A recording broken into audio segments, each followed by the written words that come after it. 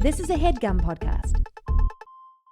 Hi, I'm Tamarez. And I'm Alise Morales. And this is Go Touch Grass, the podcast where we log in so you can log off. Alise and I are two chronically online comedians, and on this pod we break down the week in internet discourse, viral memes, TikTok trends, and niche influencer drama so that you can literally do anything else with your time. And if you like what you hear today and you want to hear more, we've got to Go Touch Grass Patreon with access to our Discord community, tons more content weekly, and our spin-off series Search History, where we go back and break down a viral discourse from the past. Do you want to speak about this week's Patreon, Millie? Our latest search history was about a comedian who went viral for pretending to be in jail, and it's a whole thing.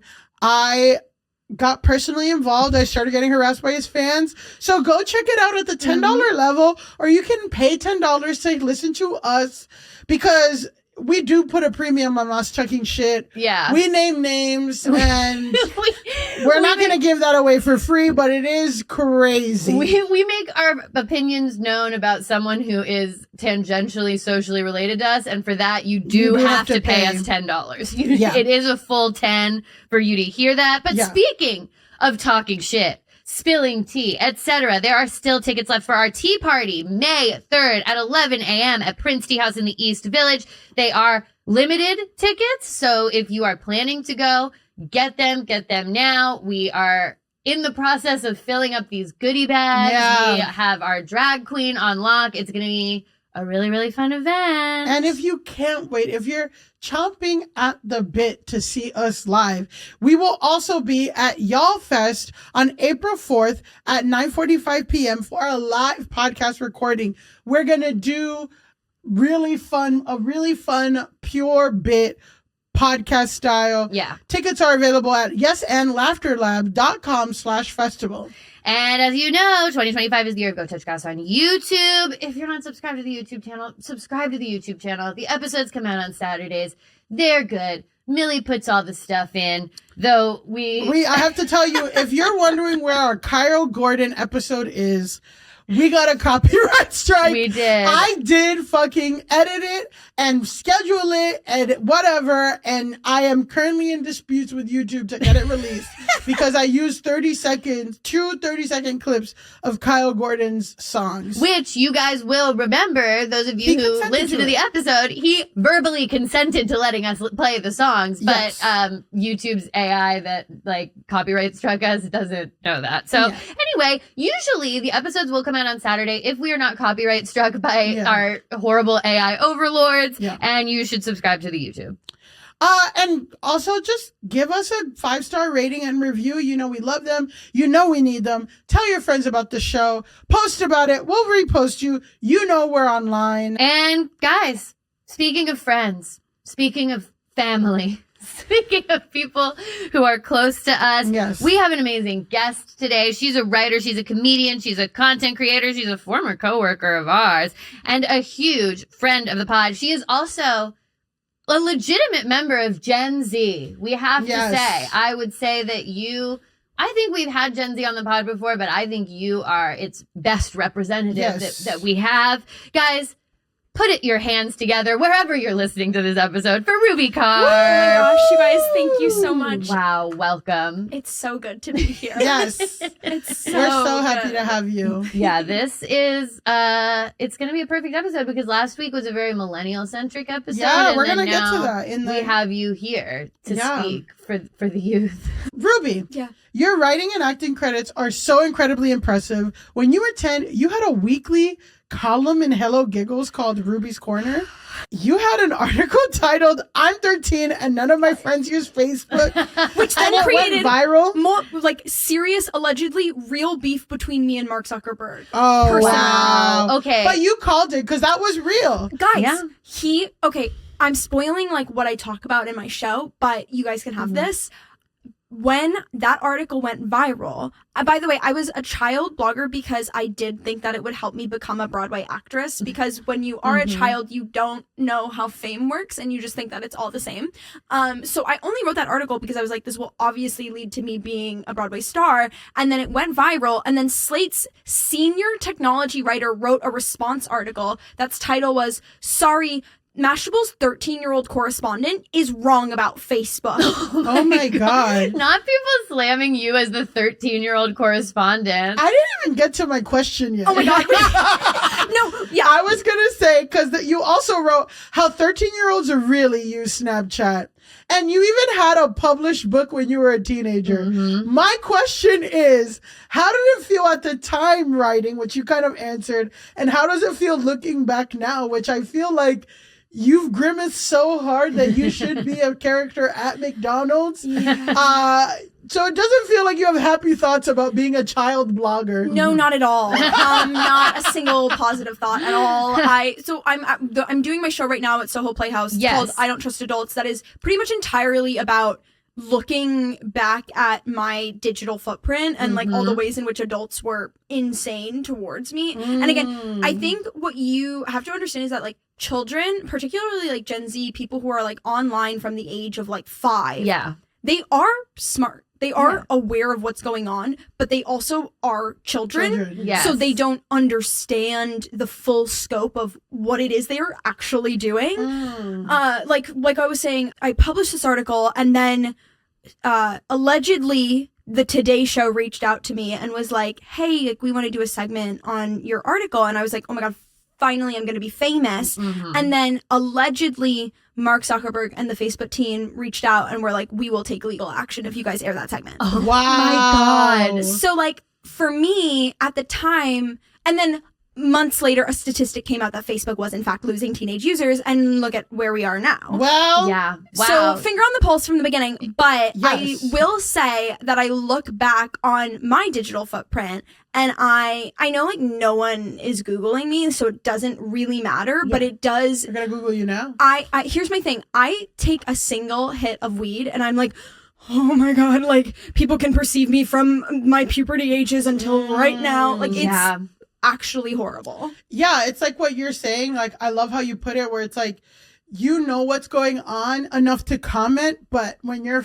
a kid, you don't understand like the long-term implications of what it means to have your opinion online. Yeah, or to truly understand that like there's like a rage baity element to like what they're asking you to write. Like you probably think you're just like, oh yeah, my friends don't use Facebook. Isn't that what we don't use it? It's for older people, and not realizing that like that will piss some people off. That was the point of the article. Yeah, exactly. But you didn't know that. No, of course not. I was like, this is going to help me get into college. Like same with my book. My book, which by the way, is not only a book, was a self-help memoir. Oh my God. Memoir. How old were you when 16. So what was the advice that you had in the memoir? Okay. This is fascinating. I know. Truly. What I will say is that I was very earnest and it is very like wholesome. Each chapter basically covers a different topic of being a teenager. So one chapter, so it sounds sweet in theory, right? Yeah. One chapter is about feminism. One chapter is about parents. One chapter is about heartbreak. But then you think about it and it's like, oh, I wrote 30 pages about my camp boyfriend. Oh my God. That is in a book for people to purchase for the rest of my life. Oh my God. And that feels unfair. I'm just thinking in my head about who the 30 pages of my memoir would have been about when I was 13. And it's like, I'm really shuddering to think about this boy that I dated in 7th grade who used to write Tool on his knuckles because he loved like, Tool. Nice. 30, there would be 30 pages. I actually don't know the Tool Knuckle guy. I have not kept up with the Tool Knuckle guy. Everyone's wondering where the Tool Knuckle guy is. I have not kept up with him. Terrence, wherever you are. I don't know if you're writing on your knuckles now. I've got no idea what his knuckles look like. Yeah. My, like 30 pages in 7th grade boyfriend would be this guy named White Mike who had gold teeth and told everyone he only dated me because I had DSLs. And also, I can confidently say he's either in jail, dead, or in a Walmart. Like, only those places. Oh, good. But I was going to say that it's so funny because you, even though now you're looking back at it, like, were living the Carrie Bradshaw life when you were a child, that all these girls around the country, around the world wish, like, they're like, I wish I could be in New York City and be a blogger. And like, you were doing it. No, I was doing it. You were 13-year-old. famous. You're like a child star, but of like Jezebel. So Which is cool. So that's why I refer to myself often as like a quote unquote failed child star, because I think when you think of child stars, you think of the famous ones. You think of the ones who made it, who were in movies and TV shows. But what you don't think about is the hundreds of children who were trying to be famous, who were in those spaces, but not succeeding. Yeah, but it's also, I feel like you were pursuing like a different fame avenue for a child. Like Very New York. Yes. Yeah, you were pursuing like the online route first. I'm sure you were hoping to parlay it into film and television work eventually. I mean, I read in your Wikipedia, you were in Broad City, so let's relax. I was in Broad City live, not the actual television show. Let me reiterate that. My Wikipedia is the most cursed Wikipedia. Every fact on there has not been updated since I was 17 years old. I've done much cooler stuff since then. Let the record show that I am just constantly, I can't even, like, my friend Googled me the other day and I slapped her phone out of her hand. I was like, don't you fucking dare. Okay, well, you should update it because I did base the first question on that. And if I knew how to update my Wikipedia, I would. You know what, Grass Nation, we're calling out to you. Please update Ruby's Wikipedia. Don't make this girl update her own Wikipedia. Please don't put that in her place to do. Leave Ruby some dignity, please. Somebody update her Wikipedia. Emotionally, I cannot look at that. Yeah, listen to the episode and update it accordingly. It just had all your articles. Yeah. And it just had all your articles. I could totally see why it didn't. Why, like that it wasn't updated, but it wasn't like it wasn't anything crazy. It just doesn't have anything recent. It just has your book and stuff. Well, that's the thing, is that it's like, to you guys, you're like, oh, this is cute and fun and cool. But it's like, when it's yourself, when it's you and your child self, you're just like, well, this sucks. Yeah, this literally, crazy. I wish this didn't happen. But at the same time, it is how I am able to do or get a lot of the jobs I get now. Yeah, which is, okay, so that like parlays me into our next question. So like I said, last week we had on Kyle Gordon. We talked about millennial burger joint trend. You do a lot of Gen Z characters. Your Gen Z doctor was very viral. Ready for your checkup? Okay, never seen that before. Can you drink more water? Thanks, bestie. Can I see your vein? So the test results are positive, but don't worry, you're gonna live. So let's take some time now. Like, how real is the Gen Z versus millennial beef? How do we squash it? How do we end this and come together? You know, I feel like the beef is more from, I'd say, a younger Gen Z, because most of the older Gen Z I know were idolizing BuzzFeed millennials. Like, I had a mustache straw. I had a Tacos Are Life t-shirt. Yeah. Like, I'm such an empath towards the millennial movement. Thank you so much. And I understand where you're coming from. I understand why it was cool. Yes. I think a lot of the beef comes from, I think all generations have beef. I feel like the way we squash this is just to age. Yeah. Uh-huh. I think, you know, everyone, the young person always has a chip on their shoulder about being the young person. Yes. And then the older person always has a chip on their shoulder because they have knowledge. Yeah. And so it's about, I think the way this beef is going to be squashed is Gen Z and millennials coming together to face the monster that is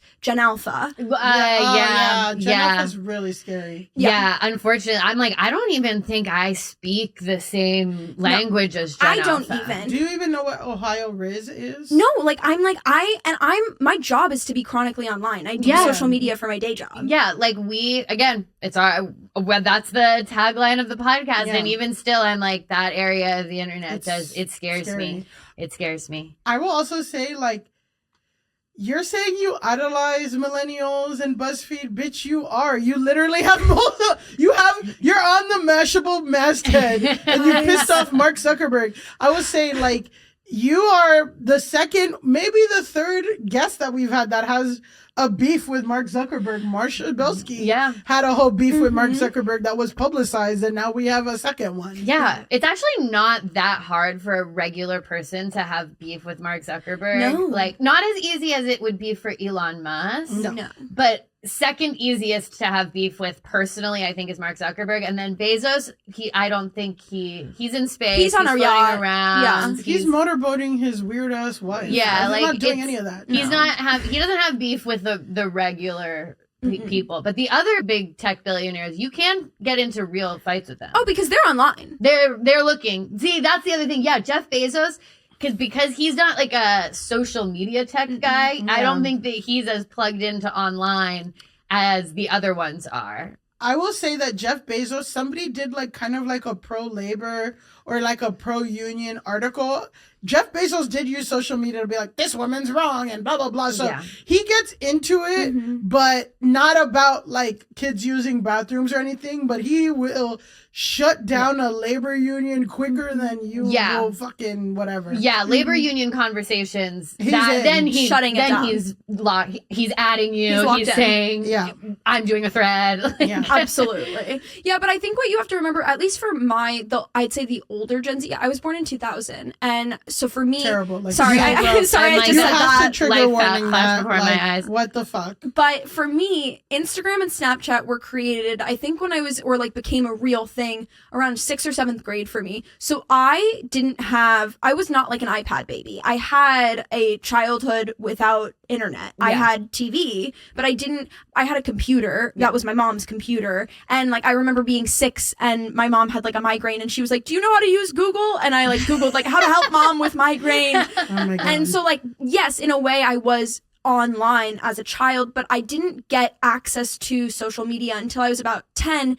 And the thing is about social media at that time was that it was a very, very, very different place. Like Instagram was a place where I would post 100 photos a day and it was my eye from different angles. Yeah. You know what I mean? And they're filtered in this crazy way. Like it's was just silly. It's silly and fun. Yeah. And so for me, like a big thing in middle school was me and my friend group. We called ourselves the Sassy Super Swans. Amazing.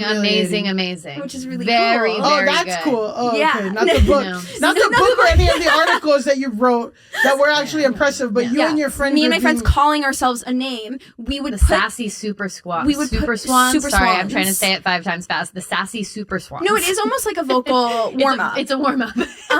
We would put each other's initials. There were like 6 of us. We would put each other's initials in our Instagram bios, and then when we were mad at one of us, we would take that girl's names out of our bio. Wow, so you guys redid the MySpace top 8. Exactly. So you brought the MySpace. This is going back to your thing of like millennial worship. Exactly. We will the top 8. I'm telling you, we will have to combine forces in the war against Gen Alpha. Yeah, that's true. You know what is one of the most evil and kind of sadistic things I've ever done is back in my high school internet days, I learned code to change my MySpace top 8 into a top 3.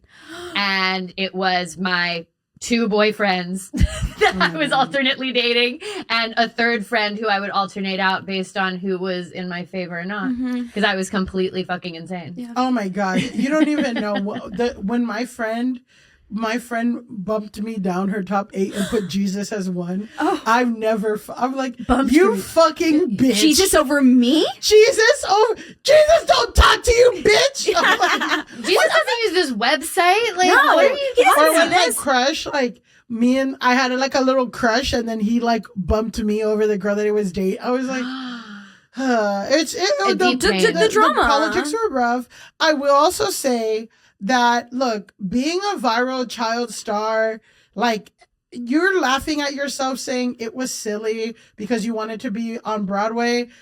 I'm going to say response Charlie D'Amelio. I'm going to say response Ariana whatever the fuck from Grande? no Oh. from Vanderpump, like that. Maddox, yeah. Maddox. Sorry, There's Maddox. like all these viral social media stars. Ketanji Brown Jackson Ketanji Brown Jackson. made it to Broadway as well. Well, she's an influencer in a different way. She's influencing the courts. legal system. Yes, yes. And maybe in a major way a micro influencer because of the current justice system right now. Of course. But they're all stunt casted. I'm saying it can happen. It's not impossible. No. The vision was not misguided entirely. No. And this show is an off-Broadway show. It so is we're technically- moving towards. You're on the street. We're We're on the street. we're in the neighborhood. Yeah. Which You're on is the same You're on the island. island. Yeah, You're we're on the island. Yeah, Soho and the theater district are on the same island. They are. Mhm. Famously. And That's what matters. And that's the truth. And that's what matters. All right. Should we get Let's into our get discourse? into our fucking discourse. Wow. I can't wait. I'm excited. You shouldn't be. This is super dark. Oh, well. Great. Yes, I'm gonna say trigger warning for family loss. Okay. I'm gonna Maybe say I'm this. less excited. Yeah, I'm like trigger warning for family Okay. loss. Take care if you're triggered by any of this. But anyway, so our discourse today, which is the segment of the show where we talk about a main topic that's being talked about on the internet, it gets into kind of the world of mommy influencing, which we have covered quite a lot. Yeah. It's actually such a rich, deep, oftentimes dark place. And I just wonder if like there's like I wish I was maybe I will go to grad school. Fuck it. Fuck it. We all need a job. Maybe I'll go to grad school. But I'm just like, there is something about like the darkness and the of like motherhood and those like depressing realities postpartum, all that shit, like bleeding into the social media space. Anyway, okay. So today we're talking about influencer Brooklyn Larson. Okay. So she was a former contestant of So You Think You Can Dance, which is, again, an American competition dance show that is similar to American Idol, but dancing. But, like, it's, like, half about how good the dancing is. And then also, like, they center the stories around the characters. So, like, it's not like, for example, America's Best Dance Crew or something. Like, it's basically like every contestant gets a little mini doc about their life and their struggles. And it's kind of like how... So I would say, like, to be a contestant on there, like, people know your fucking life. Like, they know your family. They know your story. Is Tate McRae a So You Think You Can Dance girl? She danced in a Yes. competition television format, correct? She has been dancing like super professionally since she was like 6. Okay. Is she like a dance mom's girl? No. Something like that. But her mom had a dance studio. Yes, Okay. adjacent. Like So You Think You Can Dance, and also like toured with Justin Bieber when she was like 12. Okay. Yeah, I'm not Caucasian enough to know that. And Yeah, we'll Tate put a McRae- pin in Tate McRae discourse right, for of course. now, but I think that she appeared in some sort of dance show. She did. as You're well. right. Mhm. Yes. But Brooklyn. But the this person we're person- talking yeah. about. So, yes. She also, Brooklyn Larson also was on tour with Dancing with the Stars. So I think there's like a whole thing of like these TV shows, like you said, bleed into like actual tours, whatever. So she's 29 years old and she used to go by the name Brooklyn Fulmer. I think that's her maiden name. She was married to a guy named Corey Calvert in 2018, but then they got divorced and she has a son named Rome. She gave birth to him in 2021, and she later began dating Tanner Larson, and they married in August of 2023. So right now, her handle is Brooklyn Larson, but if you go back Brooklyn Fulmer, like all the articles reference Brooklyn Fulmer, that was confusing for me. I'm just like clarifying that. Name confusion will come up later in our episode as well. Okay. Preview.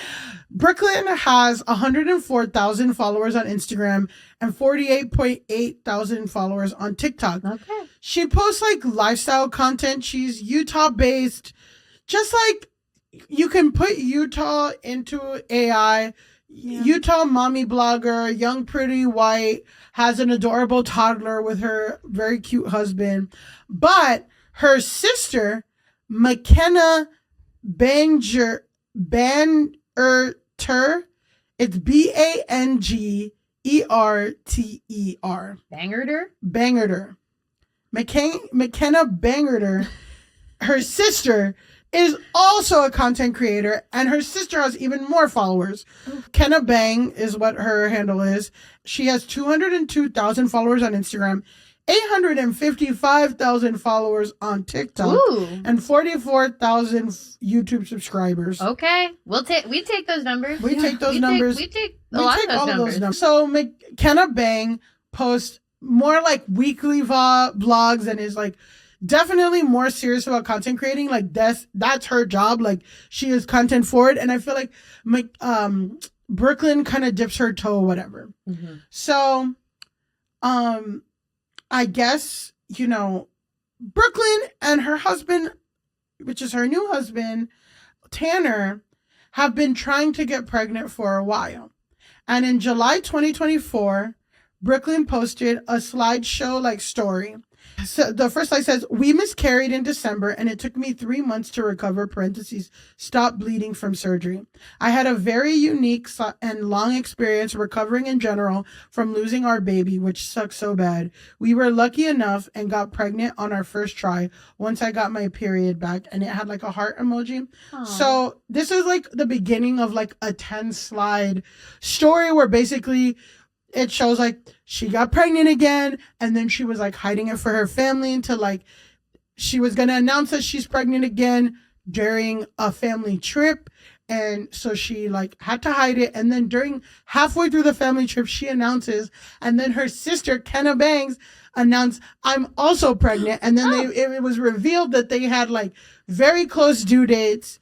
It was great. Very cute. It's a very cute story. How lovely. So then the rest of Brooklyn's content after the July 2024 post is just, again, lifestyle content, her pregnant baby, her hanging out with her husband, meals she's cooking, all that stuff. So sadly, on November 28th, 2024, her and her husband posted this collab post. Oh, no. I know. Oh, no. Our hearts are completely shattered. Our perfect little boy didn't make it. Ugh. Late Sunday evening at 40 weeks and 2 days, Brooklyn went into labor on her own. We arrived at the hospital full of excitement, only to be told the devastating news that they couldn't find his heartbeat. The following couple of hours were a complete blur. It didn't make sense. Every single checkup, every ultrasound, every test had shown nothing but a healthy baby. He was always measuring big, always moving, always so active. We never imagined this could happen. In an instant, our best day became our worst. Ugh. At 11:23 a.m. on Monday morning, Brooklyn delivered our son in less than 9 minutes. 8 pounds, 10 ounces of pure perfection. He was strong, beautiful, and was the perfect mix of Tanner and Rome. Holding him, memorizing every feature of his, feeling his spirit, he was everything we had dreamed of. We were blessed to spend the next 12 precious hours with him, surrounded by our family, pouring all of our love into him. We can't fully express the depth of our pain we feel losing our son and Rome losing his little brother. Our son, our angel. So he was a stillborn. Oh my God. That's so horrible and sad. And it is such a wild thing if you're doing lifestyle and pregnancy content. Oh my God, to have to share that? Yeah, that you have to share it. And not even that you have to share it, that you have to share it kind of in a timely manner. Yeah. Because you've been sharing so much up until then that at a certain point people are going to be like, what's going on if you don't post? I mean, I think it's a beautifully written post, but God, that's fucking horrible. Yeah, and this got 164,000 likes, and that's another thing too is when you make content like this, any kind of pregnancy content, the whole thing is to be aspirational, but also it's not just that you are, putting yourself out there, but it's you're actually making an avenue for better and for worse for people who've experienced something similar to contact you, be like, this happened to me. So it's constantly re-traumatizing and everything. Well, it's quite brave, I think, to be the person to put this story out there. Yeah. Because like you said, I'm sure there are lots of people seeing that and being like, oh my God, it is so not comforting, but it's you're not it alone. helps to know that this did not just happen to you, Yeah. and that someone who is so aspirational, someone who is so, influencers in general are so, the point is that you like want to quote unquote be them or aspire to be like them. And so to see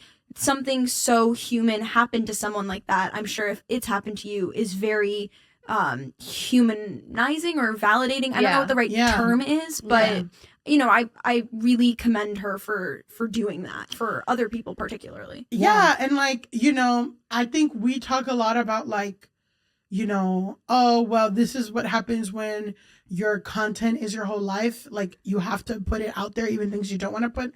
But I will say, like, quote unquote, like, did everything right in terms of like, she didn't post as soon as she got like pregnant. Like, she waited like a few months. She was really careful. She's not posting like every single second. So it was like, it's not like you're exploiting everything kind of conversation. It's like, but you still have to post at some point. So it's just like really unfortunate. So after this really sad tragedy, Brooklyn's Instagram, again, like, she's not really posting like day-to-day stuff. She just basically, what's happening is that she just posts like how she's dealing with the loss of her son. And she's really using social media to very publicly process this extremely tragic event. And what she does is like going month to month, like on December 25th, she's like, it's been 1 month since you're gone, and like kind of a diary blog post, but on Instagram. And then on January 25th, she posts this really sad, like, oh my God, funeral that they had for her baby. They had for Rocky, which is the name of the baby. Oh. So yeah, like, I guess like Brooklyn isn't posting like much else, but her sister McKenna, which again, like, that's also the fucking tragedy about this, is like, her and her sister did have similar due dates. So, and her sister is a content creator. So her sister is posting like, it's me and baby, her normal content and all this stuff. And McKenna's still posting her weekly vlogs and all this stuff, and like still has her bunch of followers, while like Brooklyn is posting like processing this. So why are we talking about this today? I know. I'm like, so is this just really sad? Well, last week, McKenna didn't ask me anything on Instagram, which anyone can ask questions to her. Like, that's a way that people engage with their followers. And you also have to remember with content creators, like especially on this scale, this is how they make their living. Exactly. Yeah. So she can't stop. She can't stop. Yeah. Like, to her credit. Yeah. Yeah. Yeah. I mean, it's true. Like, Instagram in particular, I feel like what I've heard from friends of ours who have gone to like literal meetings at Instagram is that you have to keep posting all the time, or they kill your account, or they will purposefully tank your account and your algorithm. So for you to say like, okay, I'm gonna take a month off posting in honor of like my sister's grief, you can, but Instagram doesn't care, and Instagram will tank your account. And you're about to have a baby yourself and maybe can't like take a financial hit of that nature. It's a tough place to be in. It's a tough place to be in. So somebody reached out to Kenna and asked, has Brooklyn felt supported during her grieving process? I love you both. And I feel like their fans are mostly like really supportive. Again, these aren't the biggest mommy vloggers or whatever, but they have like a little dedicated fan base. And for the most part, their fans seem really nice. This is what Kenna wrote. Said, super disappointed in a certain brand during this unimaginable time for my sister, namely at Happiest Baby, who sent my sister a baby bassinet after my sister said she would tag them in content with her newborn baby. After sending an email regarding the content she wasn't able to send because her baby passed away, they demanded she send the bassinet back.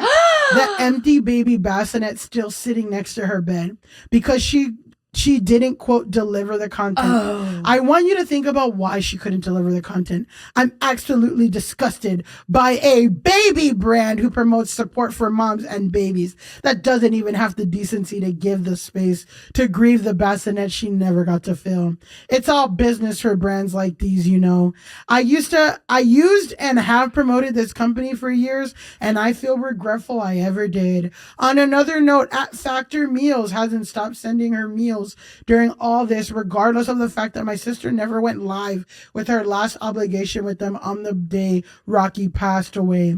I'm going to start sharing more of the companies who have really supported her, treating her situation with grace and empathy and not like a transaction. I see you and notice, so thank you. My rant is over. Clock them. And wait, literally good for her for posting that. Yeah. Yes. And just to context before I ask your opinion, we talked about Snoo before, but Snoo is a $1,700 baby smart sleeper bassinet.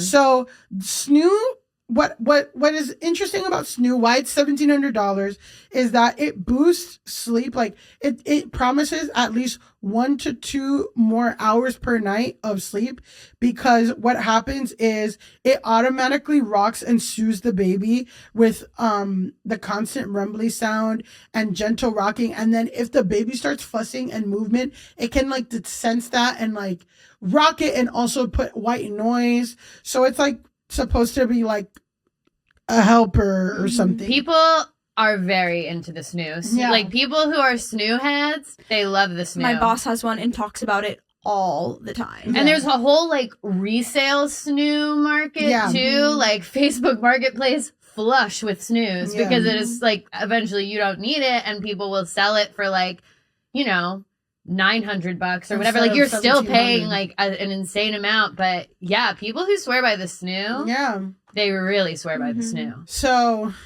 thoughts about this? I mean, fuck that company. Yeah. Wow. Is that the Snoo company? Yeah, Happiest Baby makes the Snoo company. No. Sorry, that wasn't clear. She added, so the people that make the Snoo, the company is called Happiest Baby. And she said that Happiest Baby, basically, after her sister, what a lot of influencers do, which Kareem, who was our guest in the beginning of 2024, he said that he reached out to Snoo and was like, hey, I'll post about you guys, like, and make content with my baby if you guys give it to me for free. And they said yes. But like, basically, if you don't deliver on the content, they want it back, or like you're not making good with them. So basically, she didn't make the content that she said she was going to. Because the baby passed away. Oh my God. And then they asked for the Snoo back. I can't imagine. I don't know if that was a person who made that decision or a group of people who had a meeting about this, but I'm just like, from a simply like human level, think about just having a job.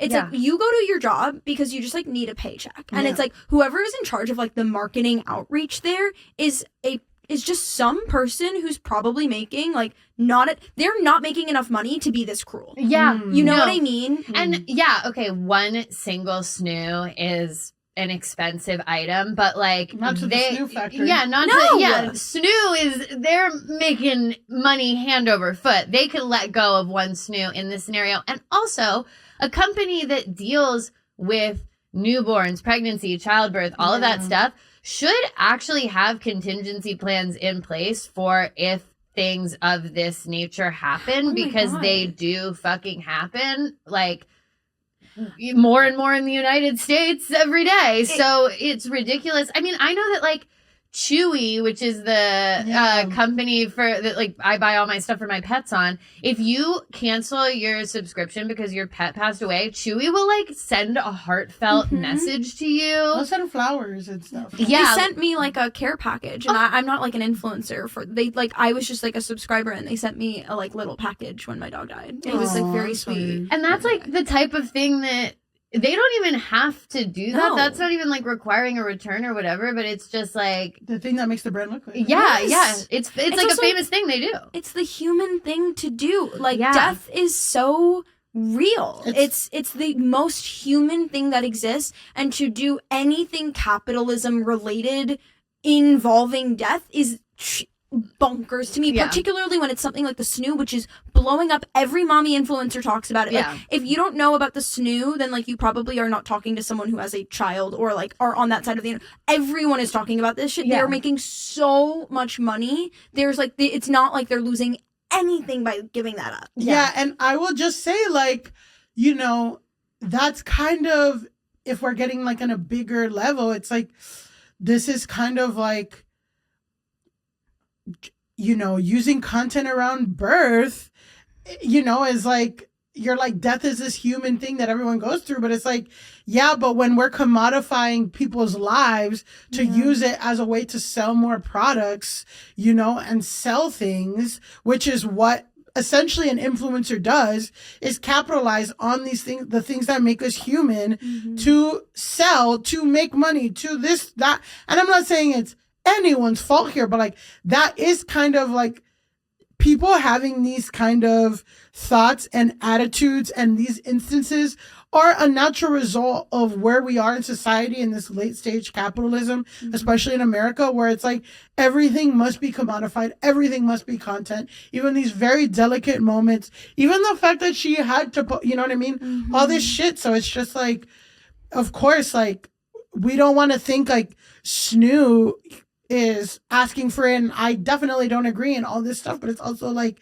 this is a sad fucking reality that is a result of where we're at, where every single thing has to be content. Yeah, I just feel like it's really short-sighted on Snoo's part, because at the end of the day, you know, a lot of people who suffer a loss like this do go on to try to have a child again, depending on what her unique medical situation is. Who knows? But either way, like, if they just chilled, she might have made the content with the Snoo sometime in the future, and they could have just like put the contract on hold and let it happen when it happens. So to keep the story going, or like, so basically, obviously, everyone had a very similar reaction to what we're having. People were fucking pissed, and a lot of people, like a lot of the biggest names in the So You Think You Can Dance series were saying shit. Like, I'm sure if you are following that, you'd be like, Whitney Carson, but I don't know who the fuck this is. So Whitney Carson said, very disappointed in your brand and the way that you've handled the situation with Brooklyn. Be better for future mothers. You lost me as a customer and a supporter. And Happiest Baby replied to a number of Instagram comments to apologize and deny the intention to further Brooklyn's grief. The company replied to Carson's comment, we're sorry to hear this, and as a brand that supports families during their parenting journey, we would never discuss content in a time like this, nor did we do so in this instance. But the backlash got so crazy that that Happiest Baby sent People magazine a statement. So I'm going to read the statement. When we learned of Rocky's passing in December, we were heartbroken for Brooklyn and her family. We immediately sent flowers and our sincere condolences, and there was no mention of anything else. We just wanted her to know we were thinking of her, the statement reads. Out of respect for her privacy, we communicated directly to Brooklyn's manager, parentheses, not Brooklyn herself. We know that many parents who suffer such unimaginable and tragic loss often find the sight of an empty bassinet or crib as a painful reminder of their grief, and a lot of parents want to remove it. So we offered to have her Snoo picked up. The company's response continues. Okay. The content had no bearing on this decision and was never mentioned. According to the statement, a Happiest Baby team member said that they acted on what was other grieving families had requested in the past. And they also said, but that was a mistake. Every family's pain is unique. We reached out to Brooklyn directly to apologize for the added hurt we caused. We've also taken corrective action and coached, and will continue to coach our team to ensure every future approach is always sensitive to each family's individual grieving process. This is not representative of who we are. It's not what we believe in or stand for. We are a small company whose sole mission is to support families, especially during their most vulnerable moments. We are so sorry that Brooklyn's experience with us did not reflect the care and compassion we strive to show show every family. We hope that one person's misstep doesn't overshadow the hearts and efforts of an entire team working with love and devotion to protect babies and bring comfort to parents. So what do we think about that? Sounds like a load of bullshit to me. Yeah, there's a lot happening in that statement. Yeah, I'm just like, for you guys to that quickly be like, well, you could give us the Snoo back, is when there's like an outstanding content deadline and they're like, well, other people have just told us they want to send it back. It's like, yeah, then wait for her. If the empty Snoo is bothering her, I promise you will hear from her regarding that situation if she wants you to come and pick it up. Definitely don't be like, oh, God, I'm just going to email her myself. Yeah. Like, I also don't believe that. no. I just don't think that's what happened. No. I think maybe there's a way, like the fact that they were like, well, we did ask for it back, but it was because we were being so thoughtful and so caring. It's like, oh, so you asked for it back, is what you're saying. Yeah. And you're doing a cute little like PR spin on it. Yeah, is you what had you're to come up with a reason for why asking for it back wouldn't be so bad, and this is the reason that you came up with. And something that people pointed out is them saying, this is not who we are, but then also being like, but we did it for a good reason. It's like, so which one is it? Is it that you guys did it for a good reason, or this was a mistake that one person did? And you're also throwing your employee under the bus when I bet you, like you're saying, they're not getting money to be this cruel. They probably got it from fucking somebody high up. Yeah. And somebody who, again, you know what I mean? So it's just like, this is a crock of shit. Fuck you. So let's get to the backlash. So on Friday, March 21st, Kenna Banks, again, who has a bunch of fucking followers, uploaded more Instagram stories regarding the controversy. One clip showed her removing her own Snoo bassinet from her room and said, first things first, this thing is off to a woman's shelter. In another post, the influencer said, I can't stay silent about what that company made Brooklyn feel. I will never support a company like that, even if I used their product for all of my kids. So somehow it got back to, some information came out that Snoo had allegedly emailed Brooklyn's manager 6 times asking for the Snoo back. So that came out. So then people had shit to say, so we're just going to read some comments. The first comment goes, some people may want to remove things when they grieve, but if she wanted to return it, I'm sure she would have told the company. They should have let her make that decision, not made it for her. Yep. And that's from Susu. Yeah. The next comment, I'm sorry, 6 emails, 6, all because they, quote, wanted to help remove potential triggers for her. Like, they would know how she was feeling. Another comment says, the company, quote, apologized by saying the sister is lying and overreacting on a pinned comment on a recent Instagram post. And then finally, the last comment said, boycott happiest baby. Case closed. Yeah. Case fucking closed. Yeah. That's really bad. 6 emails is really, really bad. I couldn't find proof of the 6 emails, but I'm sure that it was released, like, they wouldn't make that up, you know? And I feel like they feel like it's not that bad if they were reaching out to the manager. But sometimes when somebody's fucking has 100,000 followers, they don't have like a huge infrastructure. Like, you might have like it might be your husband that's your manager or somebody else. Like, it's not like a real person. Jay Jordan talks about this a lot, the follower inflation. Yeah. Like, I think a lot of people used to think that 100,000 followers, which it is. 100,000 followers. I don't have 100,000 That is followers. a lot of followers, to be clear. But in the larger scope of social media and how numbers work now, 100K is actually not that much. No, it's not. And it's a thing that comes up when we do our like search histories on Patreon a lot, when we're talking about old internet stuff, where it's like, okay, so this got 2 million views, but what you have to understand is that 2 million views at this point in the internet, when there was no algorithms, no like easy sharing mechanisms, like this is 2 million views of people fucking emailing this shit to each other. It's very different view inflation for sure. And it's also like desktop, which like now a lot of the world has phones. Yeah. So even like people in remote parts of the world have cell phones. So like it's just a lot more people that are online and have access to it versus like you had to literally be on your desktop. So yeah, 100,000. If we're talking about influencer marketing, 100,000 isn't that much, and it's not like somebody would have an entire infrastructure of management. Exactly. If you have 100,000 Also, followers. I can't think of any instance in which I would follow up with someone 6 times.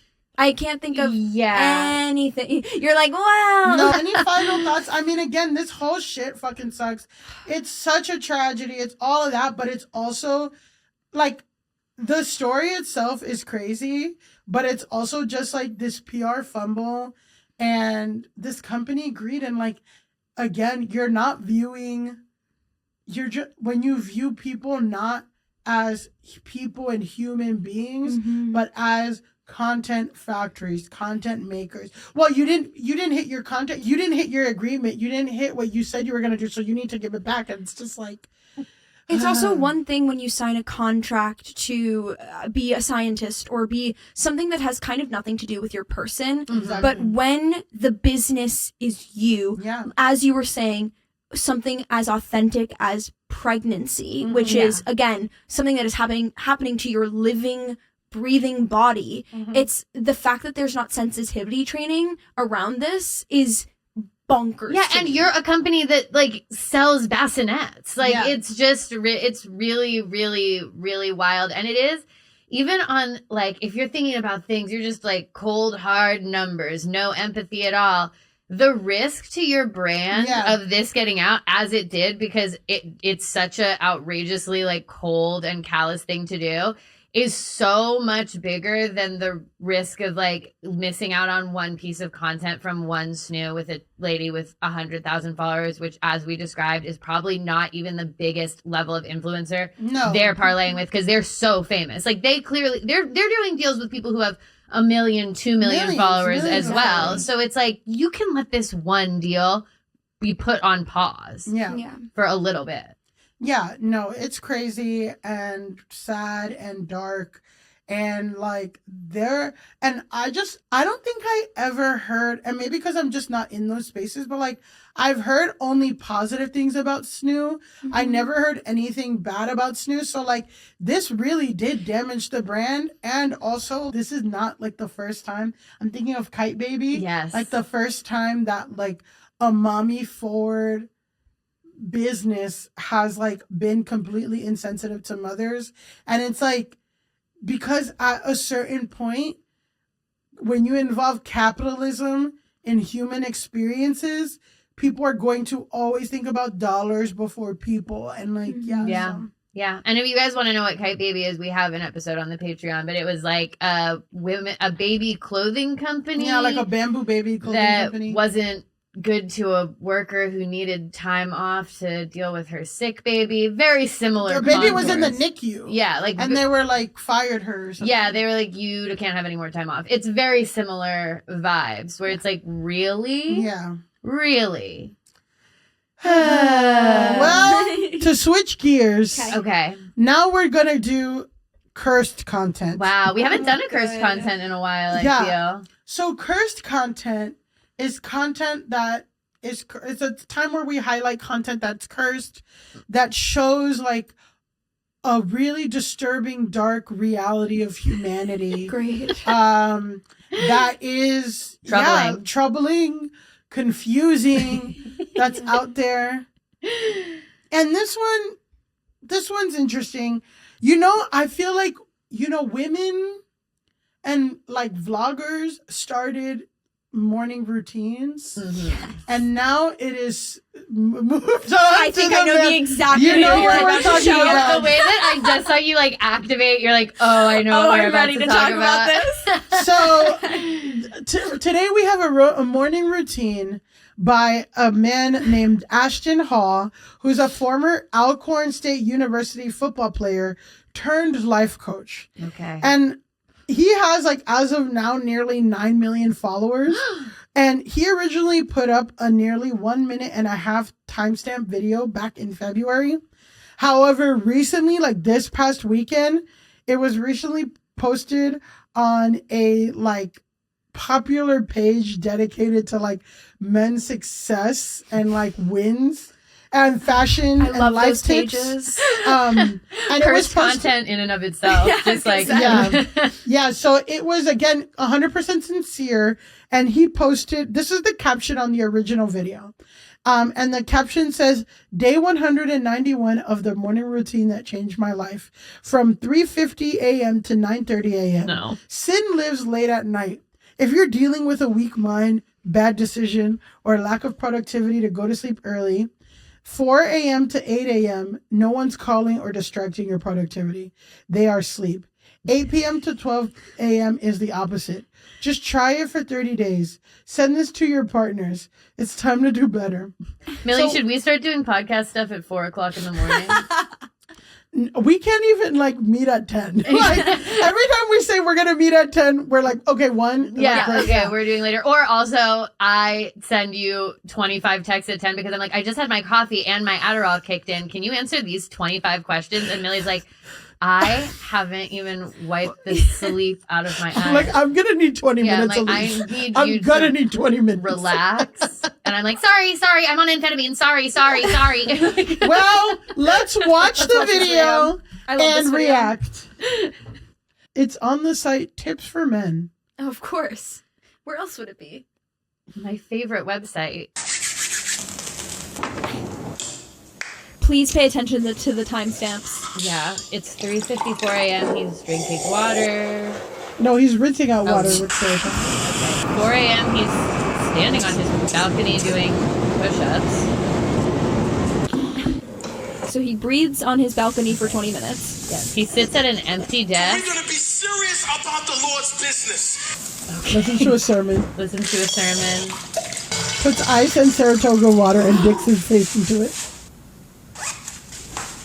Then gets ready at 6:03 for a workout. Okay, puts his rings and stuff on for the workout. Okay, now we're just following. Oh my god, he's running so fast. He runs so fast at 6:30 in the morning. Okay, and then he spends 4 minutes in the air. I don't know if anyone caught that. He dives in the pool, and the dive takes 4 minutes. Now he's out of the pool. He's back at the apartment, showering. He also dives as there is a no diving sign behind him. Look at, he rubbed his face with a banana. He does rub his face with a banana peel. Oh my god. We gotta go ahead and get in at least 10,000. He has some kind of meeting. He has a faceless woman making him breakfast. Yeah. A headless woman makes him breakfast. Her nails are really nice. And when he's talking business, he goes, we gotta get at least 10,000. Because that's what happens when you talk business, of course. All my business meetings. Guys, why haven't we hit 10,000? Yeah. I mean, I say that to Alise every time. Yeah, that is. We gotta hit 10,000. We must hit 10,000. Yeah, I kind of love how that whole thing takes place over the course of 5 hours, and he does not do a single thing. No, Yes. it is a wild amount of stuff. Like, he does dive into a pool for like, but I mean, you said the dive technically on the screen lasts for 4 minutes, and then he's in the pool for like 20 minutes, and then he's out, he's back. I'm so confused about the contours of his house, and his empty desk is so funny. Well, for people listening, I'm just going to recap again. He wakes up at 3:52. From around 4 a.m. to 4:20, Hall then works out on his balcony before spending several minutes writing in his journal, watching motivational videos about Jesus, and plunging his face into a bowl of ice and bottled Saratoga water. It's important to know, like, the Saratoga water is important. Yeah. By 6 a.m., Hall was dressed in exercise clothes and headed to the gym to run on the treadmill. His second workout lasted until 7:30 a.m. when he then took a dip in a swimming pool before getting in a plunge pool. The influencer returned home to shower at 8:20 a.m., then snacked on a banana and wiped the fruit skin across his face, which some believe helps treat acne and pigmentation. Okay. Hall dunked his face into a bowl of ice for a second time at 9 a.m. before sitting down at his laptop at 9:15 alongside some breakfast made by a faceless woman. Of course. This video got 684 million views. And I need you to know that Saratoga Water is seeing a 1,379% increase in Google searches. What? Following the video, thanks to the influencer's ice water ritual. So, which, by the way, he does twice. He dunks his face in ice water 2 times before like 8 o'clock in the morning, Yeah. which is just not how I'm living my life. Yeah, so we're just gonna, read some comments that people have to say, which are things that you guys already pointed out. And then we'll talk about how cursed this is before we get to Grouseful. So, again, this was 2 screenshots, one at 7:36 a.m. Where he's diving, and then one at 7:40 a.m. where he goes in the pool. At Escanor AKD said, bro was in the air for 4 minutes. 4 minutes. 4 whole A minutes. 4-minute long dive. A 4-minute long But dive. not just the dive itself was not 4 minutes. It was the air levitation. That was 4 minutes. Yeah, exactly. He's from the leap to when his hands are touching the water. That takes 4 minutes. And that is aspirational. Yeah, that is actually, I would love to know more about that. Well, at 7:52, the next thing people pointed out is that he gets into the plunge pool, but then you see a sign that says no diving. So he broke the rules of the pool. No diving where you're suspended in air for 4 full minutes and everyone has to be like, what the fuck is going on and what's happening at the pool? Yeah, so then another comment says, dude's been up for 2 hours and did a few push-ups and mainly stared into the mirror. Which again was the first 2 hours of the content. Yeah. And that's from @TrueNashWay. But again, I think not, before we stand True Nash Way, I think he does pay for Twitter. So that is unfortunate. True Nash Way, you don't have to be doing that. Yeah.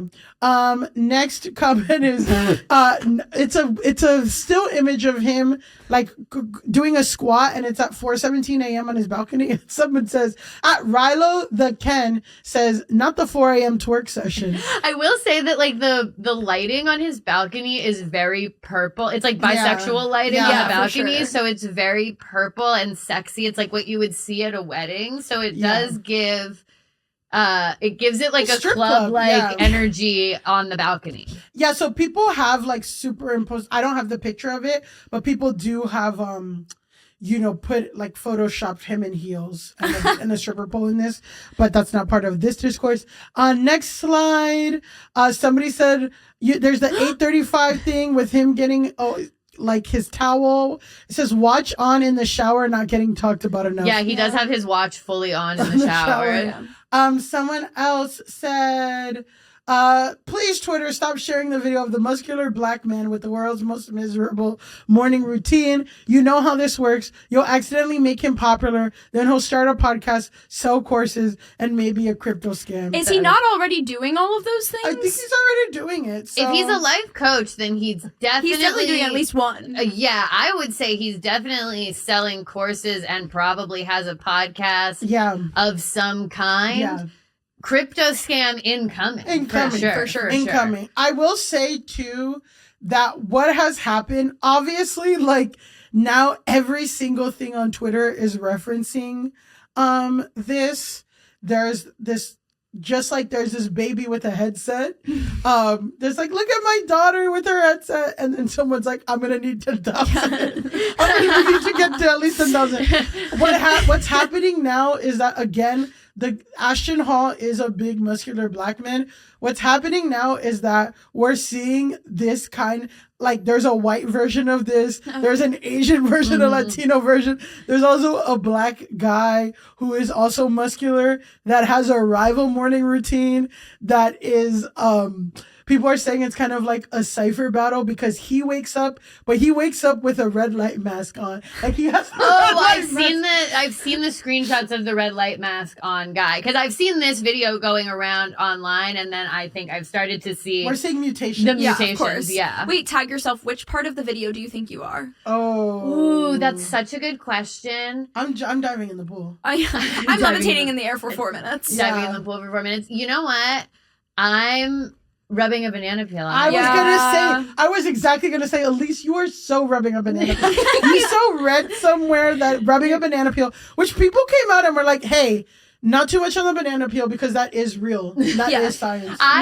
Like to be truly honest, if I saw that on Pinterest enough times, I would probably rub a banana peel on my face. So I'm definitely rubbing a banana peel on my face. Ruby, what are you? I think I'm most definitely, we got to get to 10,000 because I have that intensity, and I also sometimes am just saying words and that have no meaning. Yeah. I don't even know what I'm saying. I see that just kind of talking to talk. Well, we got to get to 10,000 has sound potential. Yeah. I feel like that could definitely go far.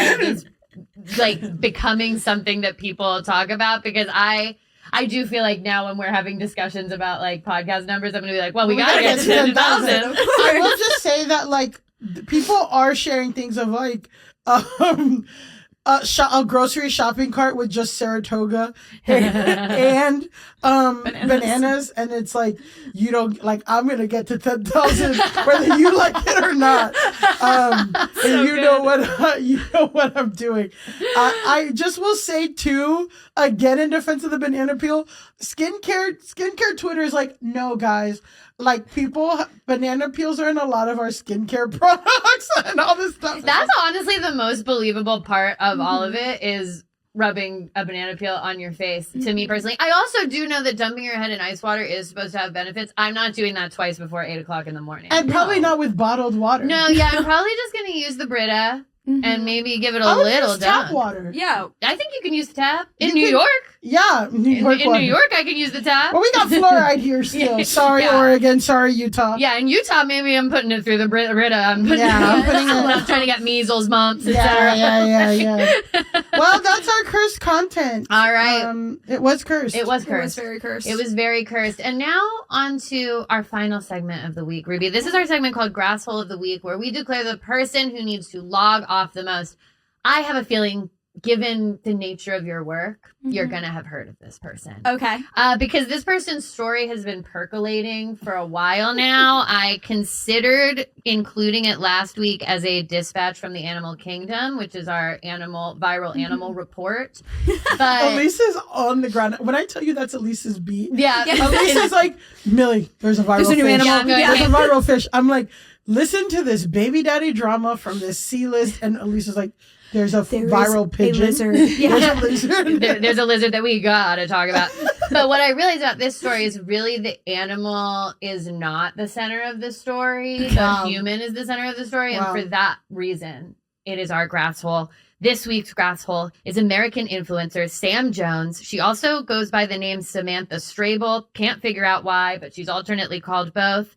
You guys may know her as the American influencer in Australia who stole a wombat.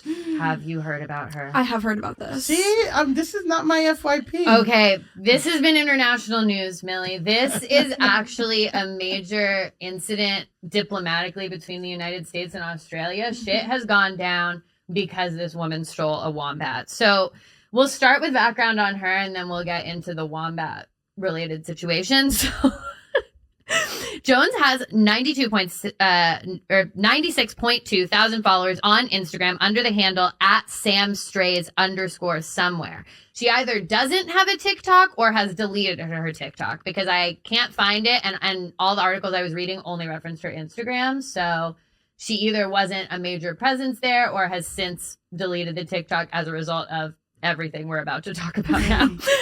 She describes herself as an outdoor enthusiast and hunter and wildlife biologist. So this is her page. White girl out in the woods. She's holding a fish. She's holding a deer. She's in various beautiful locations. You guys get the vibe. Yeah. That's the vibe. She only follows 96 people, 96.2 thousand followers. Let's see. Okay. So why is she grasshole? I'm going to let the Australian news explain it to us. Great. So let's watch this video. Stealing a wombat joey from its mother. The video, which has since been deleted from social media, shows the woman walking away with the baby while the mother runs after her. And a warning, some people will find this video distressing. Caught a baby wombat.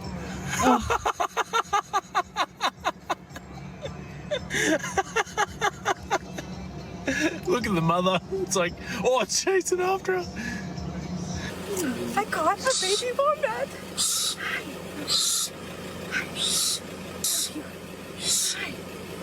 Okay, Mom is right there, and she is pissed. Let's let him go. So let's describe what we just watched. I'll give it over to either of you.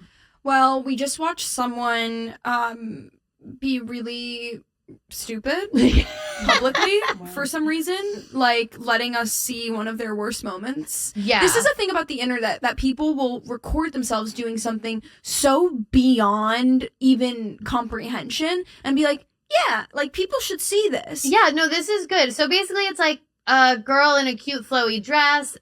They're stopped by the side of the road. I don't know who the Australian videographer behind all of this is. I don't think he's actually getting enough heat in this story. Well, and they thought it was so funny too. He's going, look at the mother, and like the wombat is screaming. She picks it up off the side of the road. She's like holding it up, like Michael Jackson with his baby over that balcony. Like the wombat is screaming. The mother wombat is screaming. They're laughing. That's the end of the video. So Jones posted this with the caption, "My dream of holding a wombat has been realized. Baby and mom slowly waddled back off together in the bush." This sparked international outrage. If you couldn't get from the tone already of them being like, this footage might be disturbing. Just coming from a country where it's like we see school shootings on the news all the time, it is very funny to be like, look away if you cannot handle the wombat footage. But this like goes mega viral in Australia, kind of for two reasons. Number one, Australia does not fuck around when it comes to wombats, wildlife in general. They do not play about that. In Australia, wombats are protected under the National Parks and Wildlife Act, meaning it is illegal to kill, catch, restrain, or injure them without a permit. And a friend of mine without a permit. I know. I'm like, I don't know what the permit.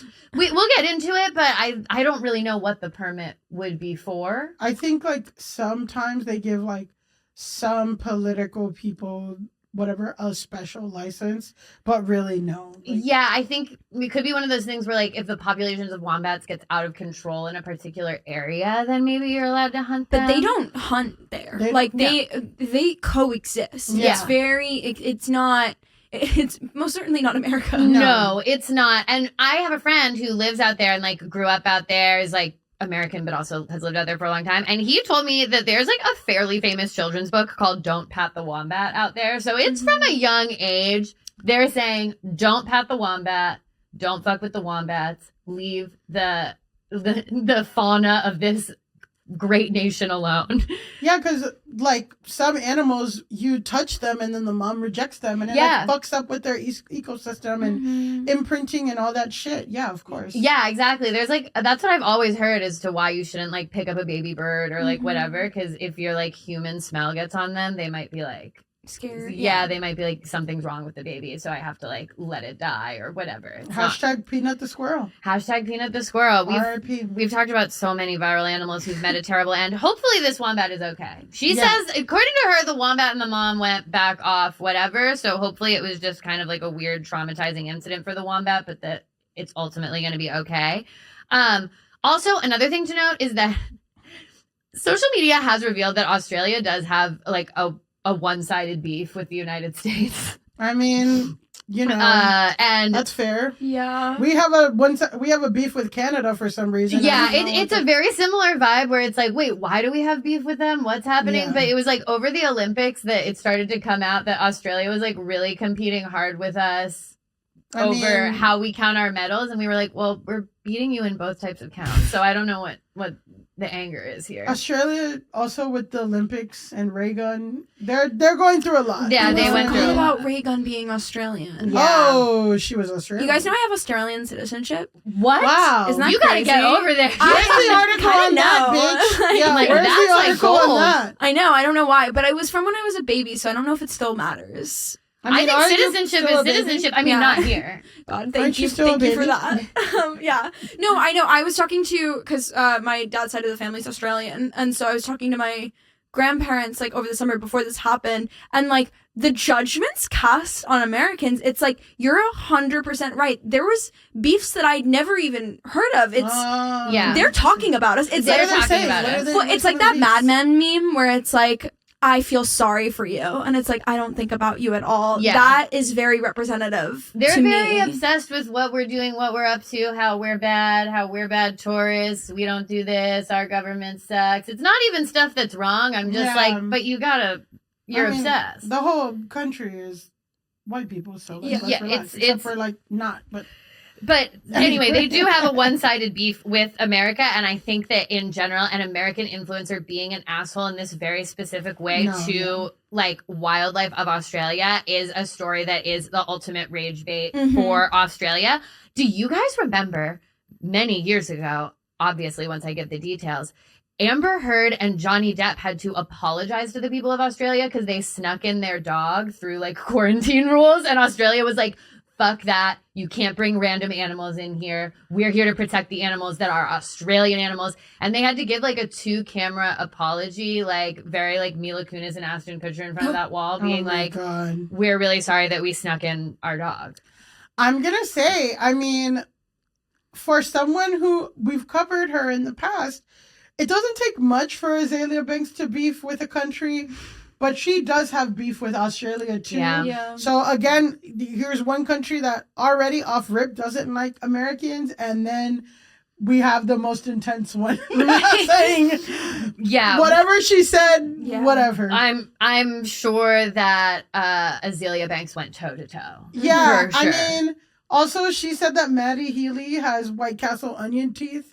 So I'm dying to know what she said about Australia. You know what? Put a pin in that because I that's not included in our doc, but it would certainly be interesting. So, okay, this got so big that the literal Prime Minister of Australia has responded to the incident. So we are going to watch what he had to say. To take a baby wombat from its mother and clearly causing distress from the mother is just an outrage.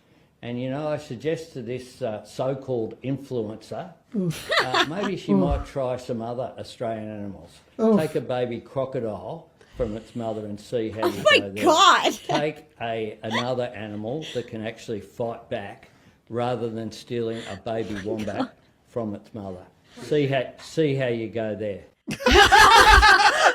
He said, "Kill yourself." Like, he literally was like, "I hope you die." A crocodile, bitch. Yeah, literally. I mean, that is such a like intense, the most intense response from the Prime Minister. This isn't like a news. This is literally the Prime Minister. The Prime Minister, and like kind of a little old man, and he's like, "See how you go there." I'm like, "Oh my god, he's gonna fight her!" Like, this is crazy. It's up at the top echelons of government. This is clearly a press conference too that he said this out. Like, he had to make a statement about the Wombat situation because it was going so far. An online petition asking for Jones to be deported gained 40,000 signatures, and the Home Affairs Minister Tony Burke came out and basically said he was going to look into revoking her visa and straight up deporting her for the Wombat situation.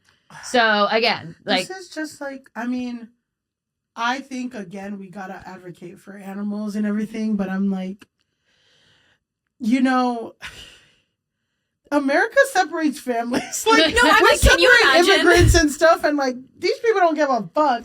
So I'm like, the energy that these people have about wombats being separated from their children for 5 minutes, I'm also like, okay, what's happening?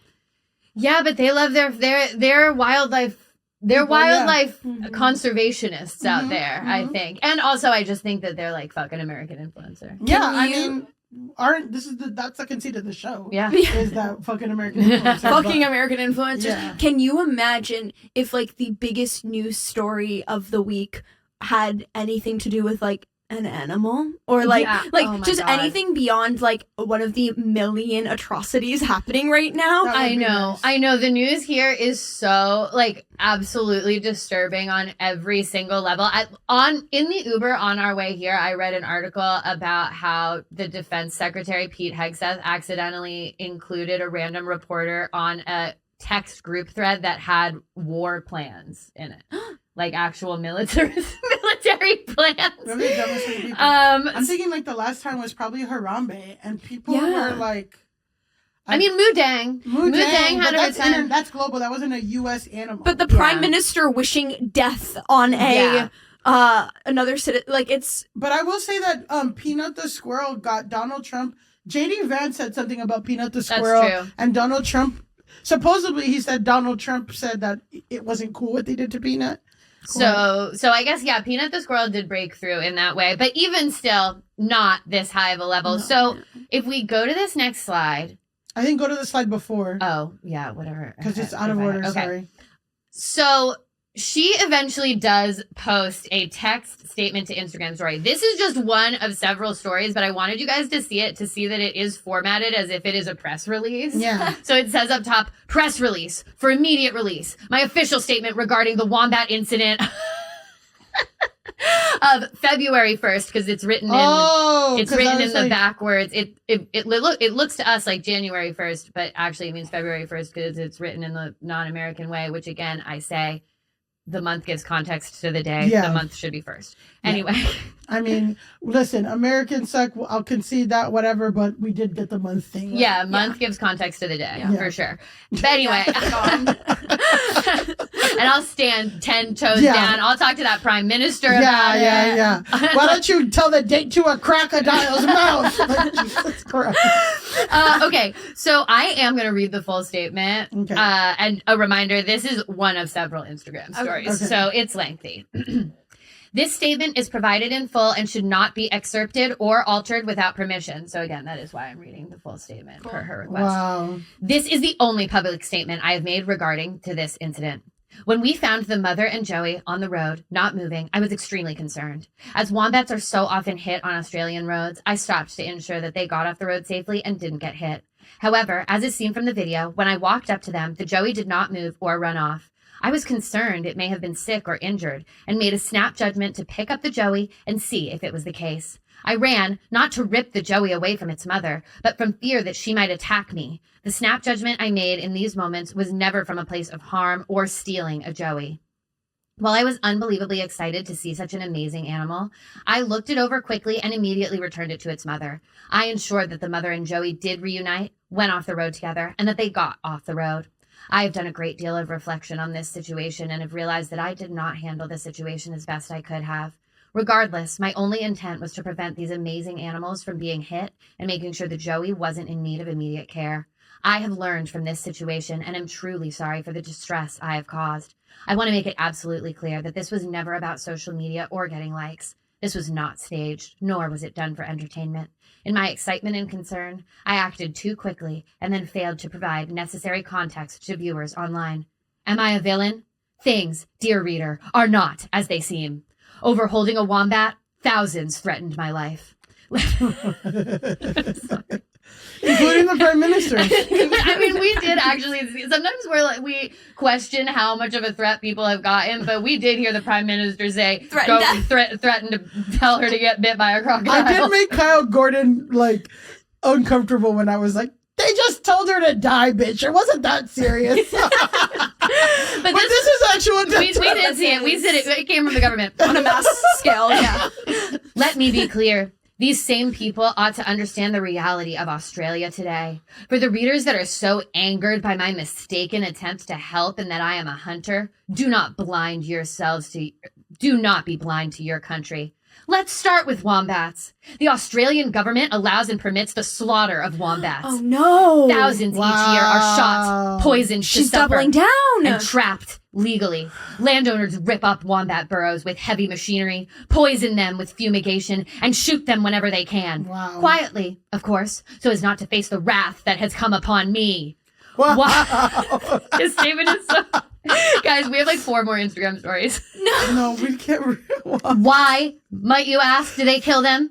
Well, to feed you. The landowner is trying to survive, to raise you, the lamb, for your dinner table. Wait, this is an audition monologue. I really think that I'm going to start performing monologues for women. The grapes for your wine and the produce for your salads. Wombats get in the way of this, though, by putting their holes in tunnels across the land, creating hazard for livestock. And what are you talking about? And she's really taking a lot of leaps. and turning up the ground to eat roots. The wombat knows no better, as it too is merely trying to survive. Your government further spends tens of millions of taxpayer dollars annually to fly around in helicopters and shoot beautiful horses, deer, and pigs out its windows. Wow. Oh my god. Oh my god. A swift death is often not afforded to these animals. The Australian Government Department of Agriculture's research showed a percentage of animals end up painfully wounded and stated animal welfare outcomes could be improved with a national level standard operating procedure requiring helicopters to fly back over shot animals and repeatedly shoot animals in the head or thorax. Sound kind to you? Survival for these animals can become near impossible, and their lives are a constant state of fear. Their carcasses are left out on your public lands to rot. Your Snowy River and Kosciuszko National Park brumbies are being slaughtered by the thousands on your dime. Speak to your Prime Minister, Anthony Albanese, about that. Oh my god. Guys, there's She's more. not done? Oh, no, she's not done. Loving the National Parks and Wildlife Service of Australia while being angered at me for killing feral deer for food is hypocrisy at its finest. Because I get people were coming at her for being a hunter in general.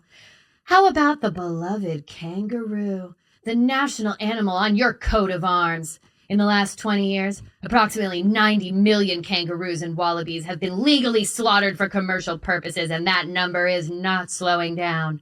Millions are legally killed each year. Are they not deserved of your government's protection as a native species? If you don't believe me, take a look around the next time you go to Woolworths, where you will see kangaroo flesh sold as both pet and human food. I don't know. These are fighting words. But also, like, that is true. No. They ate kangaroo on Summer House last week. Wow. Okay. They ate kangaroo at an Australian You know restaurant. what? There's an Australian restaurant in New York City, and you can get kangaroo meat.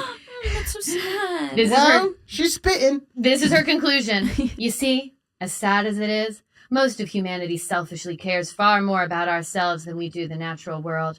In many articles, it was suggested that I go see a wombat in a zoo instead. Let's be clear. Breeding and keeping wild animals in captivity to be imprisoned in a zoo for our gawking pleasure is a sin far more egregious than holding one for a moment in an effort to help. While the Prime Minister wishes harm on me for picking up a wombat, insane.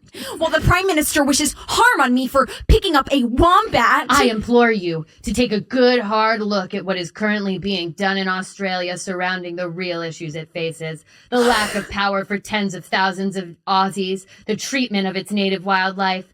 Then decide for yourself if I, a person who has certainly made mistakes, am really your villain. Oh my god, she came for the entire country. She clapped back at every level of Australian government. She said the Prime Minister by name. She said, as you threaten me, you kill thousands, you eat kangaroos. Yeah. Their flesh lines the walls of your grocery stores. I'm like, whoa. She's spitting. I feel like, you know what? Every American woman has a Karen inside of her that is waiting to be activated. I would say the first page, I was like, it's giving Snoo. It's giving it was giving Snoo. It was giving Snoo. It was like, I did it to be nice, but then she went in.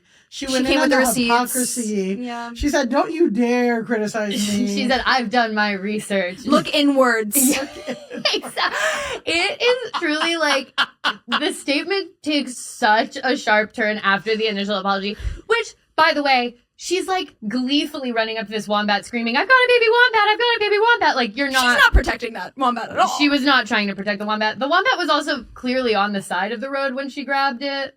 I'm also like, maybe she did, like, but I'm also like, I get it. I mean, people shouldn't say that she should die. No.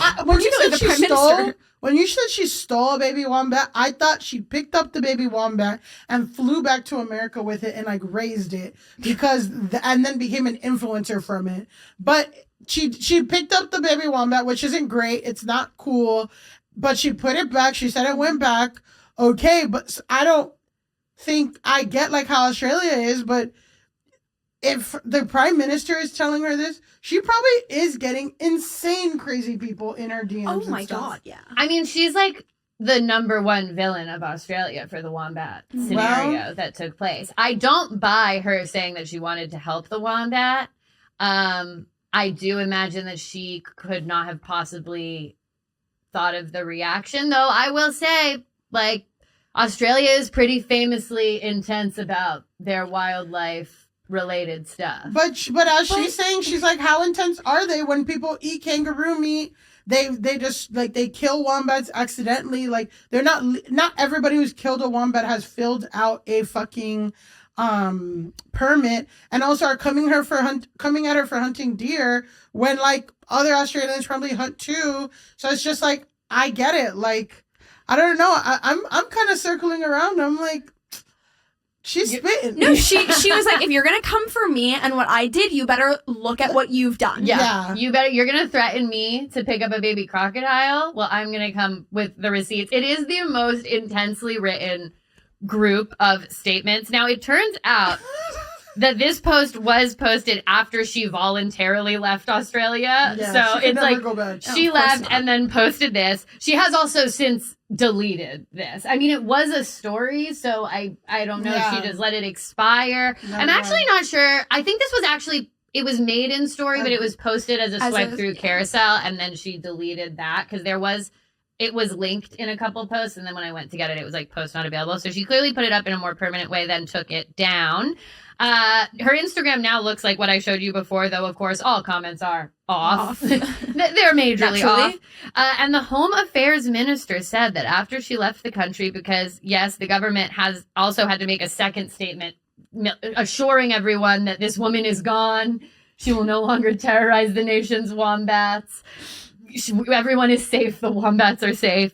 That if she were to come back to Australia, she could face legal action. So she's kind of effectively banned from Australia. I mean, she went out with a bang. Yeah. And she probably knew. She made it so hot for herself. I mean, again, would I do this? Would I pick up a wild animal? No. I'll say this. I've driven through US 1 in South Florida, and there was a turtle that was crossing a major highway, and I picked up the turtle and I carried it to like a lake. Yeah. And like, so I'm like, I would have probably helped an animal cross the street. Mm-hmm. Like, so I'm not going to be like, I would never. But also, who knows if she actually did that? But would I clap back at the entire continent of Australia? No. I think that's awesome. But I think it is awesome, yeah. I do feel like this is such a bang to go out on. Like, there is respect due. Again, I don't think it was good to pick up the wombat.